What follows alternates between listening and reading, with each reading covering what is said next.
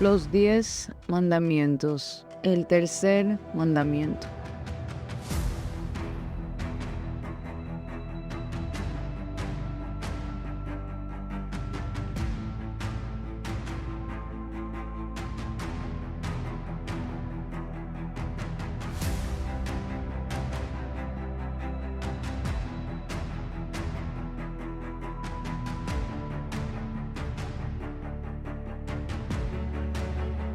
Señor, gracias por los 10 mandamientos. Gracias, porque por los 10 mandamientos nosotros hoy podemos entender tu personalidad. Padre, ayúdanos a tener entendimiento, a poder comprender qué es lo que nos estabas diciendo a través de los 10 mandamientos. Señor, gracias, porque siempre serás el mismo. Amén.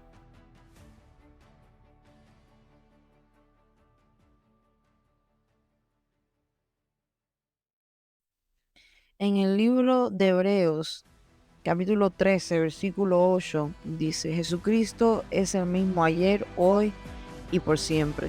Amén.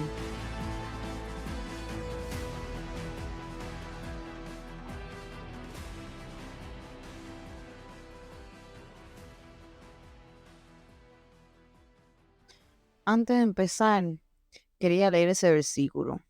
¿Por qué? Porque en este versículo está literalmente diciendo que Jesucristo nunca cambiará, que él era el mismo, la misma personalidad ayer, la misma personalidad hoy, la misma personalidad mañana. Los 10 mandamientos son literalmente un guía de su personalidad. Por lo tanto, hay gente que dice, no, pero es que después que Jesucristo murió y que resucitó y que las cosas cambiaron, hubieron cosas que sí cambiaron, hubo una cosa o dos o tres en específico que cambiaron, pero nunca en la palabra dice que los mandamientos cambiaron, porque es que los mandamientos son la personalidad de Dios y de la manera que nosotros debemos de llevarnos con Dios y con otras personas también. Pero bueno, los primeros mandamientos son generalmente sobre nuestra relación con Dios. Entonces, hoy vamos a hablar sobre el tercer mandamiento.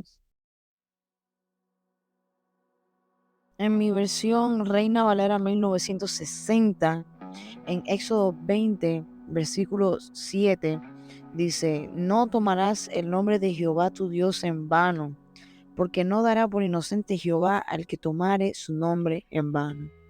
Amén. Lo que la mayoría pensamos cuando escuchamos ese versículo es inicialmente, bueno, está hablando de no digas, ay Dios mío. Ve, eso es lo que uno dice, bueno, eso es lo que significa no tomes el nombre de Dios en vano. Significa no tomes literalmente el nombre de Dios y lo uses como que para tus cosas, ¿ves? Eso es lo que uno asume cuando uno al principio lee el versículo. Y déjame decirte que eso pensé yo también en algún momento, pero a través de estudiar este mandamiento, nos damos cuenta que en realidad tiene más profundidad de lo que uno pensó. Vamos a hablar sobre esta profundidad. Para poder entender la profundidad de este mandamiento, tenemos que ir al origen de la lengua original en la que la Biblia fue escrita, porque la Biblia fue escrita en hebreo, no fue escrita en español o en inglés, ni mucho menos en griego. En realidad fue en hebreo, después fue traducida al griego y después el griego fue traducida a todas las otras lenguas, las románticas, que creo que son las mejores traducciones, porque en inglés como que se simplifica demasiado y pierde mucho el contexto.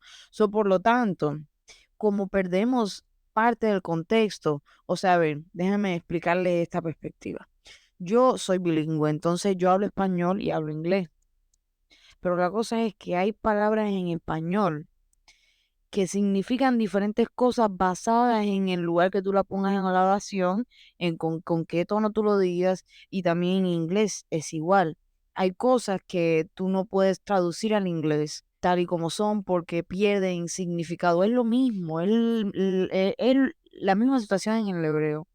Hay palabras que significan varias cosas y nosotros cuando la leemos en nuestras lenguas, en las Biblias, lo tomamos como algo y en realidad no es ni eso, porque es que en hebreo ese contexto era completamente diferente al que nos escribieron ahí en ese lenguaje. Entonces vamos a hablar sobre las palabras en hebreo que para mí son más importantes en este versículo.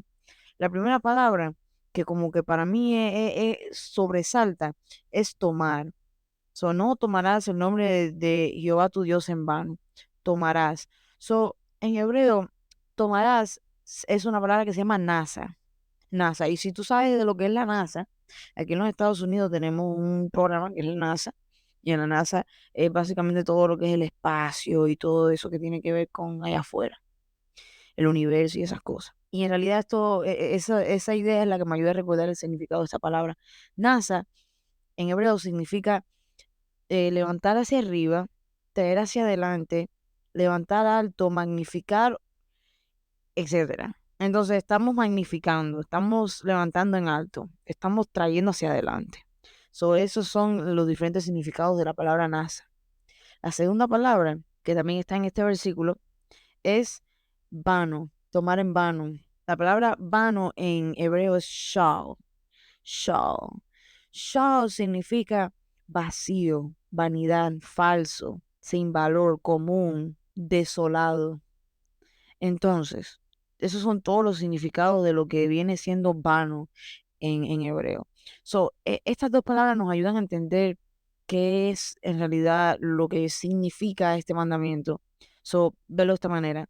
No tomarás el nombre de Dios y lo levantarás hacia arriba, lo magnificarás, lo levantarás con tu voz para después tirarlo al piso y usarlo como si no valiera nada. Ahí es donde viene la palabra vano. No tirarlo al piso como si fuera sin valor, como si fuera falso. Entonces, esto es la primera parte de este mandamiento. Esto es lo que significa en realidad. No cojas el nombre de Dios, lo levantes al cielo, lo traigas hacia adelante, lo magnifiques para después cogerlo y tirarlo al piso como si no valiera nada. Ok, esta es la primera parte. Ahora, ya que entendimos eso, y bueno, sí, es verdad, estas dos palabras ayudan para entender qué es lo que está diciendo el versículo. Pero, ¿qué es lo que significa el nombre de Jehová? Porque, ¿por qué en este versículo hace parecer como que el nombre de Jehová es tan sagrado, tan importante? Porque para algunos de nosotros que no sabemos mucho de Dios y quién es y qué es lo que significa para nosotros, qué es lo que significa punto. Esta parte es como que, ¿sabes? Es una pregunta real. Entonces, para entender el significado atrás de los nombres, tenemos que ir una vez más a los tiempos de antes, a los tiempos de los hebreos.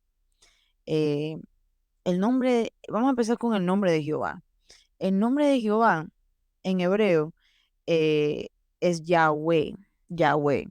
Pero Yahweh escrito no tiene pronunciación en hebreo. Los judíos, hebreos que digan, los hebreos no decían el nombre de Jehová, nunca lo decían. Ellos evadían decir el nombre de Jehová porque era tan directamente él, que en vez de decir directamente su nombre, ellos usaban otros nombres que Jehová también tiene, como Jireh, Rafa, Elohim, Adonai. Jehová tiene muchos nombres. Y para ellos su nombre era tan sagrado que en vez de decir directamente su nombre, usaban otros nombres que revelaban una personalidad diferente de Jehová. Por ejemplo, Jireh significa proveedor, Rafa significa sanador. Entonces, todos estos nombres de Jehová tienen una personalidad diferente con ella. Entonces ellos no decían Dios esto, Dios aquello, no, ellos decían Jireh, decían Elohim, decían Rafa, cuando estaban hablando de sanamiento, cuando estaban hablando de proveer, decían Jireh. Entonces, ellos no jugaban con el nombre de Dios, ellos sabían el significado y el poder del nombre de Dios. Por eso ellos no lo usaban como así, como así. Vamos a hablar sobre Jesús. El nombre de Jesús no es un nombre random, como se dice en inglés. No es un nombre cualquiera, no es un nombre que le asignaron a un niño porque María le quiso escogerlo. Jesús significa, el nombre de Jesús literalmente significa Jehová salva, Jehová salva. No solamente Jesús y no solamente Dios, pero todos los otros niños en aquellos tiempos tenían un nombre específicamente dado a la profecía que ese niño iba a cumplir. Todos los nombres tienen un significado. Y muchas veces en la Biblia hasta Dios mismo les cambia el nombre, del nombre con el que nacieron a un nombre nuevo después de haberse salvado, después de haberse arrepentido. Entonces, el significado de los nombres es mucho más de lo que hoy en día tomamos como, ay, este nombre es lindo, este nombre se usa, este nombre no. Pero muchas personas saben que hay muchos nombres que tienen significados, muchos nombres en la Biblia que hoy en día se los damos a los niños como sea. Así que, ay, qué lindo el nombre, sí está en la Biblia, pero bueno, me gusta.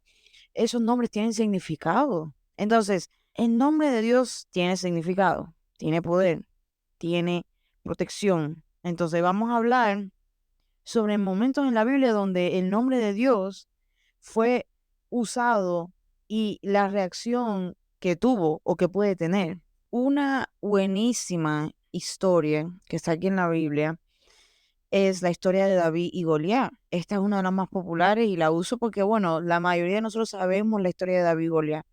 Pero en esta historia hay, o sea, es esencial para poder entender el poder del nombre, el poder que tiene decir el nombre de Dios. Entonces, vamos a ir a 1 Samuel, capítulo 17, versículos del 42 al 45. Y dice aquí, y el filisteo venía andando y acercándose a David y su escudero delante de él. David en este tiempo en su vida era jovencito, apenas estaba empezando la pubertad, apenas los pelitos le estaban empezando a salir, y entonces Goliat era un gigante de 9 pies, que aparte de grande, alto, era grande, o sea, grande, corpulento. Y entonces los israelitas estaban, o sea, escondidos en sus carpas. No sabían qué hacer, no sabían cómo mirar, no sabían qué hacer, estaban aterrorizados. Cuando David le dijeron que había un gigante que estaba hablando de Dios y estaba burlándose de los israelitas y de Dios, él dijo, ¿cómo? Y fue para arriba de él. Empezó a desafiarlo. Entonces aquí es lo que pasa. Entonces, y cuando el filisteo miró y vio a David, le tuvo en poco, porque era muchacho y rubio y de hermoso parecer. Y dijo el filisteo a David, ¿soy yo, perro, para que vengas a mí con palos? Y maldijo a David por sus dioses. Dijo luego el filisteo a David, ven a mí, y daré tu carne a las aves del cielo y a las bestias del campo. Y entonces dijo David al filisteo, tú vienes a mí con espada y lanza y jabalina, mas yo vengo a ti en el nombre de Jehová de los ejércitos, el Dios de los escuadrones de Israel, a quien tú has provocado. Jehová te entregará hoy en mi mano y yo te venceré y te cortaré la cabeza y daré hoy los cuerpos de los filisteos a las aves del cielo y a las bestias de la tierra, y toda la tierra sabrá que hay Dios en Israel. Y sabrá toda esta congregación que Jehová no salva con espada y con lanza, pero que de Jehová es la batalla, y él os entregará en nuestras manos. Y aconteció que cuando el filisteo se levantó y echó a andar para ir al encuentro de David, David se dio prisa y corrió a la línea de batalla contra el filisteo. Y metiendo David su mano en la bolsa, tomó de allí una piedra y la tiró con la honda y hirió al filisteo en la frente. Y la piedra quedó clavada en la frente y cayó sobre su rostro en tierra. Así venció David al filisteo con honda y piedra, e hirió al filisteo y lo mató, sin tener David espada en su mano. Entonces corrió David y se puso sobre el filisteo, y tomando la espada de él y sacándola de su vaina, lo acabó de matar y le cortó con ella la cabeza. Y cuando los filisteos vieron a su paladín muerto, huyeron. Hay tantas cosas increíbles sobre esta historia. O sea, ahí al final los filisteos vieron que mataron a su guerrero más fuerte y se fueron corriendo. Ellos vieron como este chamaquito acabó de matar a un gigante con una piedrecita que le tiró en el centro de la frente. Y ya, se fueron corriendo, dijeron, ¿qué? ¿Cómo? ¿Bajo el nombre de quién? Ajá, exacto. David dice, Mas yo vengo a ti en el nombre de Jehová de los ejércitos, el Dios de los escuadrones de Israel, a quien tú has provocado. Imagínate la fe que tenía David, siendo un chamaquito, está ahí mirando a un gigante diciéndole, provocaste a Dios. Y por su nombre, yo ahora mismo voy a acabar contigo. Bueno, él dice que en realidad la batalla es de Dios, pero David fue el único israelita que en esta situación, siendo joven y todos los demás siendo unos hombres ya grandes, siendo un muchachito, él vino y dijo el nombre de Jehová y asesinó al más fuerte de todos los filisteos, hasta el punto que ellos se quedaron en shock y los demás se tuvieron que ir corriendo porque dijeron, ¿cómo puede ser? ¿Cómo es posible? Si este chamaquito acaba de eso, imagínate, los filisteos vieron en primera línea el poder que tuvo el nombre de Jehová en esta situación y no para aquí. En el libro de Juan, capítulo 14, versículo 14 dice, si algo pidiereis en mi nombre, yo lo haré. Ahora, ojo, ojo, tiene que estar en la voluntad de Dios. Pero si tú le pides en su nombre y está en la voluntad de Dios, Él lo hará. Es lo que está diciendo aquí. Si algo pidierais en mi nombre, en el nombre de Jehová. O sea, tú pides algo y dices Jehová y Él te lo hará. Te hará que pase. En Proverbios 18, versículo 10 dice, torre fuerte es el nombre de Jehová. A él correrá el justo y será levantado. O sea, el nombre de Jehová emane protección. Está diciendo, Él es la torre al que el justo va corriendo y Él lo levantará. El justo será levantado por la protección de Dios. O sea, está comparando a Dios con una torre en la que nos protegemos. También en Juan 16:23, de nuevo, habla sobre Dios, el nombre de Dios que provee, donde dice, en aquel día no me preguntaréis nada. De cierto os digo, que todo cuanto pidiereis, el Padre en mi nombre os lo dará. Nuevo, está diciendo que Dios proveerá, tú le pides y Él va a proveer. En el libro de Salmo hay demasiados lugares donde David habla sobre el nombre de Jehová. Uno de ellos, o varios de ellos, es Salmo 8:1, donde dice, oh Jehová, Señor nuestro, cuán glorioso es tu nombre en toda la tierra. Has puesto tu gloria sobre los cielos. De nuevo, en Salmos 34, versículo 3, David dice, engrandeced a Jehová conmigo y exaltemos aún a su nombre.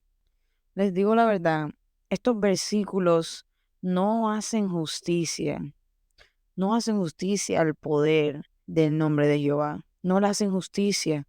Hay infinitos versículos en la Biblia que explican el poder, el amor, la personalidad, la compasión, eh, provisión, protección que el nombre de Dios da.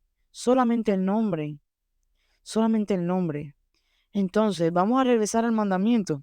El nombre de Jehová no se limita a solamente su nombre. No es solamente su nombre, es su nombre, su palabra, sus creaciones. Todo esto tiene que ver con su nombre.